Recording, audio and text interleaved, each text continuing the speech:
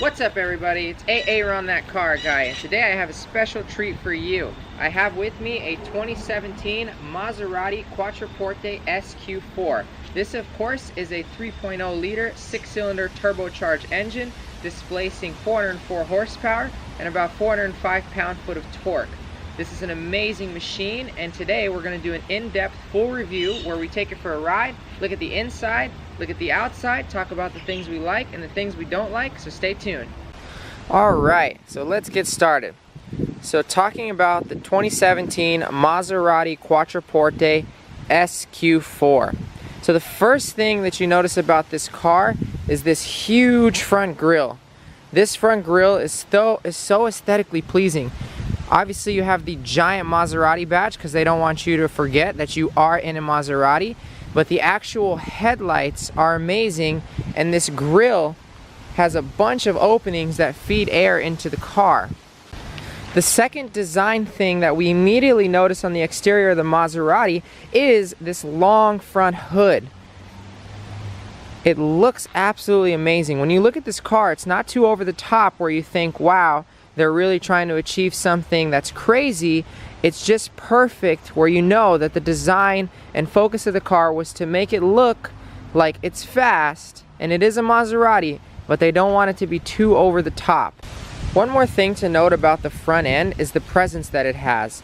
When you look at a Maserati like this, like I mentioned earlier, it's not too over the top, but you can tell instantaneously, even if you don't know anything about cars, aside from the Maserati logo, that this is something special. This is something that's capable of going fast, and this is something that's comfortable to drive. Now, growing up, for me, one of the best cars that you could get was the Maserati Gran Turismo. That was one of the poster cars that kids put up in their room. And although Maserati has kind of strayed away from that and developed into this brand where they release SUVs and more affordable cars that are not as intimidating as a Maserati Gran Turismo, they're doing a great job, and you can tell because it's in the sales. The sales really prove that Maserati's new business move has been successful.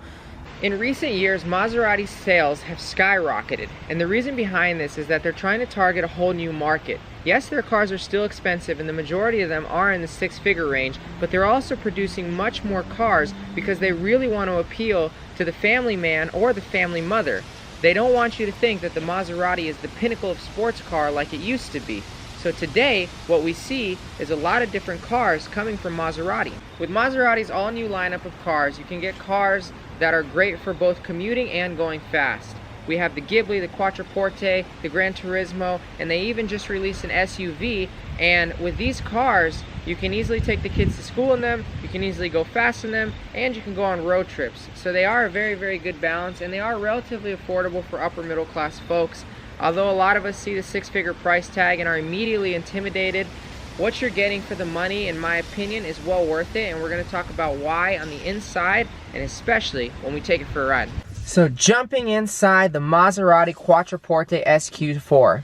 Also, huge thanks to my friend Dan for letting me borrow his Maserati.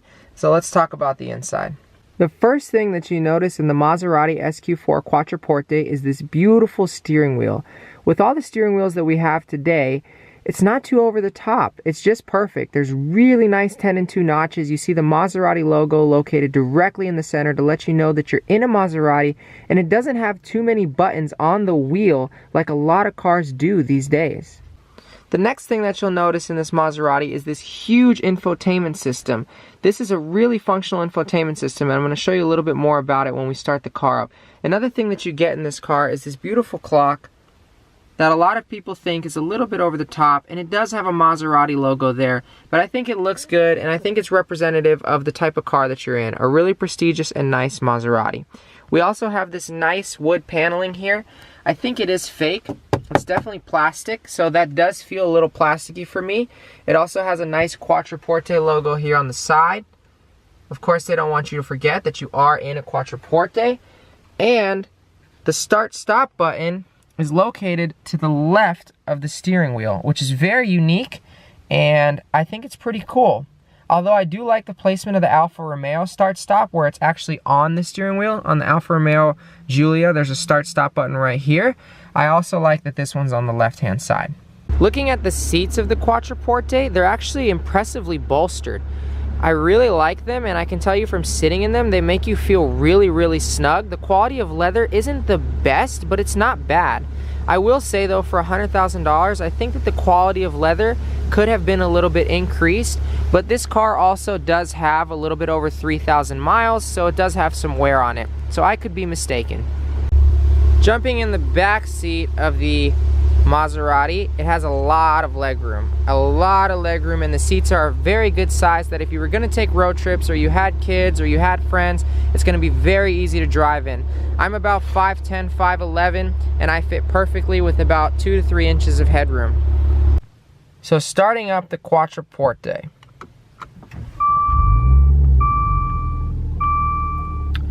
So another thing that you notice is these gauges. The gauges are really nice. I think that they look good, and I love that they actually use odd numbers like Jaguar. A lot of cars do that, and I think it looks good. It's not as common as you might think, but they go from 10, 20, 30, and all the way up to 190 miles per hour, and that's something that I think is a little bit unique that goes unmentioned.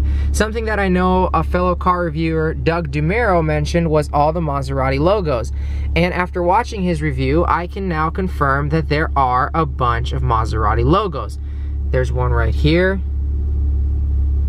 There's another one on here. There's another one here. You get a bunch more here. There's one on the clock. Exactly like Doug said. It is a little bit over the top, and I know that they want you to feel like you're in a Maserati, but I think that they could have gone without all that. Another little thing that I love is that the paddles are not connected to the steering wheel, and they're also enormous. That's something that is really unique to this car. On a lot of cars with paddle shifters, you see that they're connected to the steering wheel, and as you turn the wheel, you can lose control of your paddle shifters.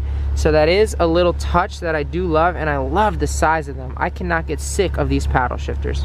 One thing that I know a lot of other car reviewers complain about is this transmission. So I know it has a ZF 8-speed transmission like a lot of other cars in this segment, but I know that putting it in park, reverse, neutral, and drive has given a lot of people trouble. What I can say about that is after working with it, I actually don't think it's that hard. It's just very sensitive to the touch, so if you push it hard, it's gonna go straight into drive. If you push it up really light, it goes into neutral. And if you push it up really, really light again, it goes into reverse. I haven't had much difficulty with it. Again, I can put it back in park, reverse, all the way to drive. Yeah, I'm not messing up at all. So I do think that the transmission is not as bad as that I had imagined it would be after seeing some of the reviews, but that's just my opinion. If you guys have ever had the chance to drive a Quattroporte, let me know what you think. Something cool about the Maserati Quattroporte is that you can mess with your damping settings by clicking this button here, and you also have a sport mode, and then there's several other modes like rain, ice, and snow. So I thought that that was a pretty cool feature.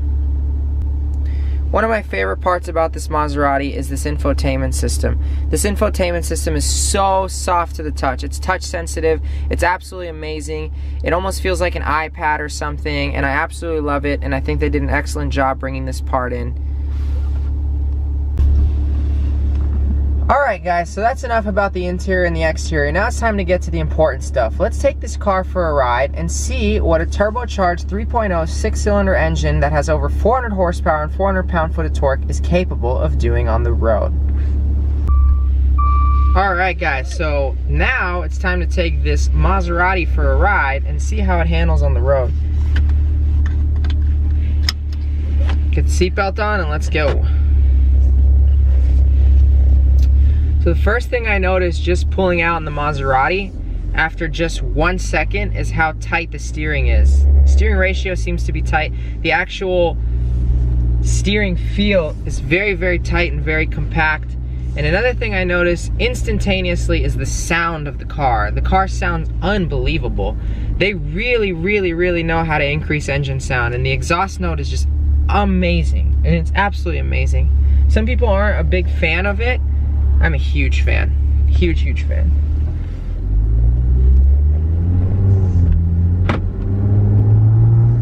So first thing I noticed is drives really well. The trusty ZF transmission is always reliable and always seems to perform well no matter what car it's in. and it's pretty smooth. We're going over some bumps here and there, and I do feel a little bit of shake. We're only doing 30 miles per hour. I do feel like the suspension is stiff, but not overly stiff like a Ford Focus RS or like an STI or something along those lines. It just feels like what it's supposed to be, a commuter car with sports car roots. A car that is supposed to be for you to take your kids to school and to go on road trips, and for somebody who has to drive a long way to the office, but if they want to go fast and they need to go fast, they can do that. And you can also handle high speeds and high cornering in this car, high-speed cornering in this car, and I think that that's the feel that I'm getting from the suspension. The throttle's a little bit touchy, but it's not too touchy to the point where I feel like if I push it an inch, the car's just gonna drop to first or second gear and just start taking off. But the throttle's definitely a little bit touchy, but again, nothing crazy. So far, my driving experience, and it's only been about 2 minutes, has been excellent. So now we're gonna take a turn here, and we're gonna go on some twisty roads, check the handling just a little bit more, and maybe give it a little bit more juice on the throttle, and see what it's capable of.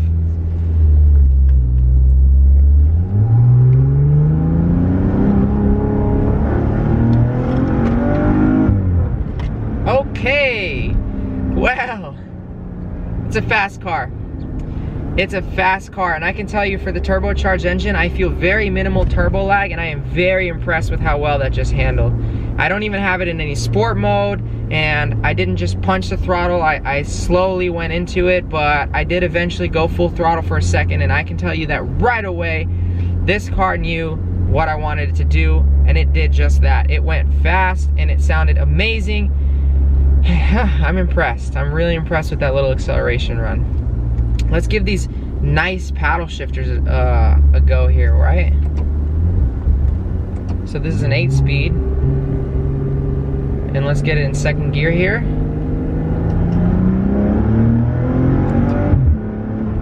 Wow, wow, wow, this car, I'm impressed. I see why you buy a Maserati.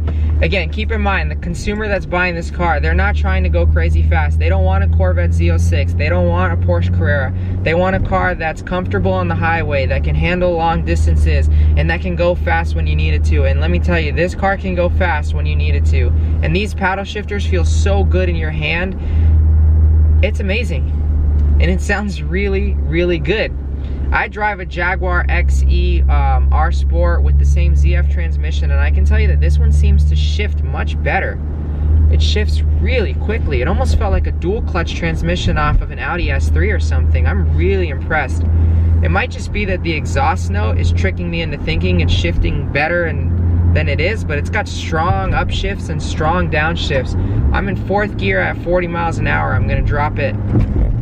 3rd gear, beautiful downshift. 2nd gear, great downshift. And then give it a little gas here.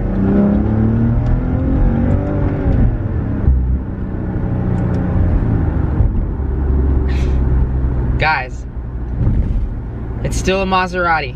I can tell you that. It's still a Maserati. Drives unbelievably.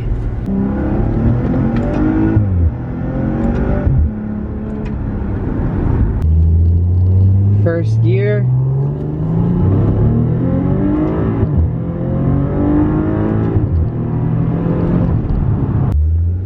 Alright guys, so that's it for the Maserati Quattroporte SQ4. One thing that I can say after driving this car is that I would own one if I could.